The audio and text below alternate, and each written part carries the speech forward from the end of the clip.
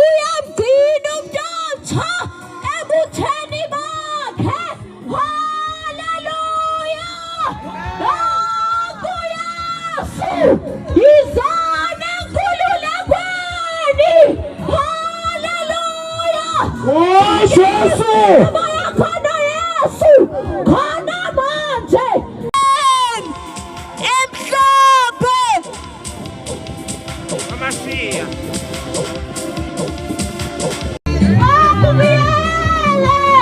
Haleluya. Sizobamazela ngoYesu. Oh Jesu. Asinamanzi, asinamali, sifuna nje uzothatha uYesu. uYesu ophilisayo. Naku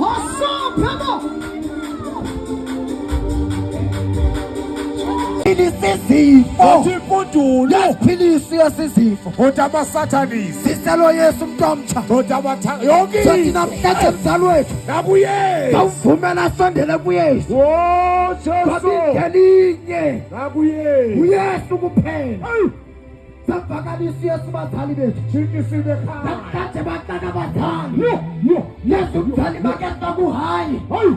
ntwana wakho uzofa kwewe Nakuye. sithi namhlanje kanibavumele Yo. basondele kubusweni wamazulu Kodwa indlala ekhaya. ngoba basikelelekile abasondela kuYesu Kodwa izifo. namhlanje bazali siyayibona namhlanje siyayigcwele kwe-social media kuthi namhlanje abantwana babenza abazali babo Jesu. abanye bakhetha ukubetha abazali ngenxa yokuthi umzali bakengena uYesu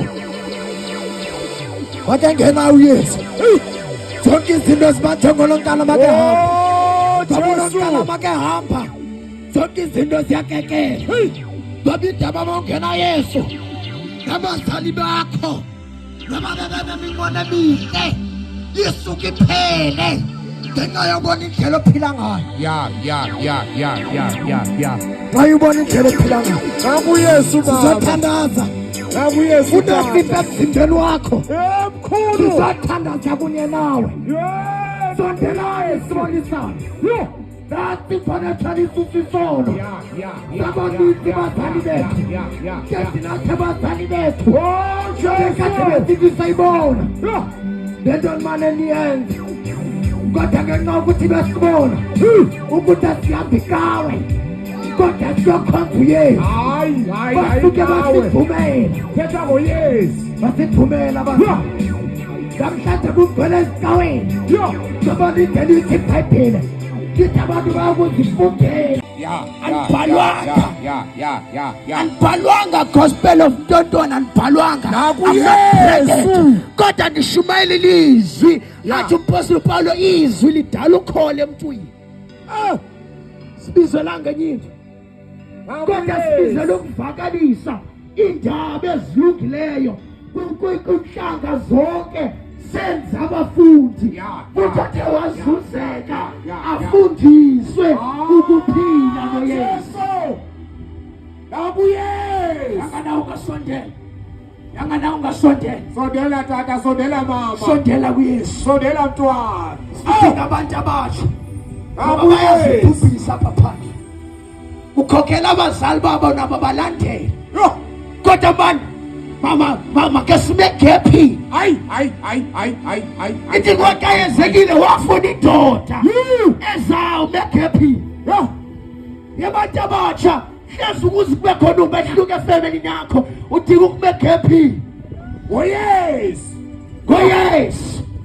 Ngoba ithi iBhayibheli xa uMose simka eshiya Yoshua uthi Yoshua uThixo wakho makahambe phambili wena womelele vele ukaThixo wakho. Yeah.